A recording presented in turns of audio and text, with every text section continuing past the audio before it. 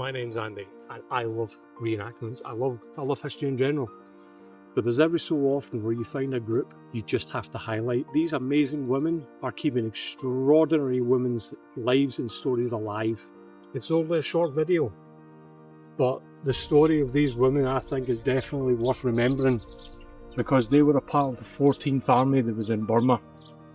I just hope that I can do them enough justice. What was the role of the auxiliary service?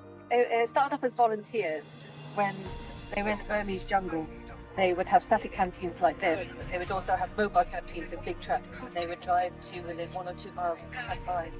So the soldiers would like charred ones, tea and sandwiches, and any like supplies like toothbrushes, paper, cigarettes, stuff like that.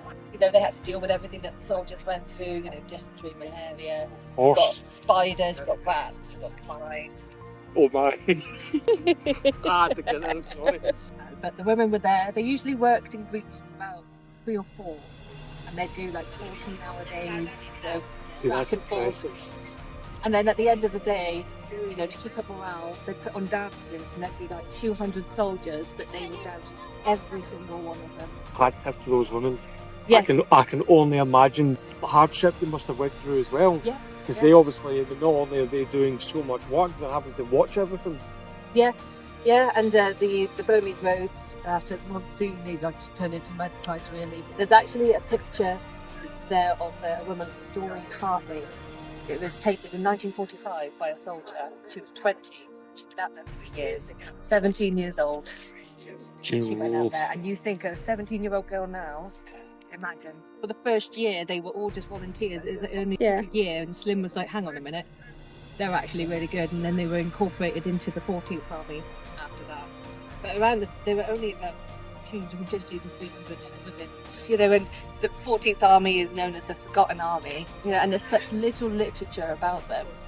So any time we find something about them, You just have to get this information out. Absolutely. It's not very often that you see like an auxiliary camp like this at reenactments either. I mean, we've been to a couple, and you have like your typical medic stand and things like that, and but never a dedicated sort of women's auxiliary stand, which is quite nice. I think we're the only ones that portray the auxiliary service. So this might be a bit of a silly question, Never. Did they ever see any form of like defensive action? They were trained.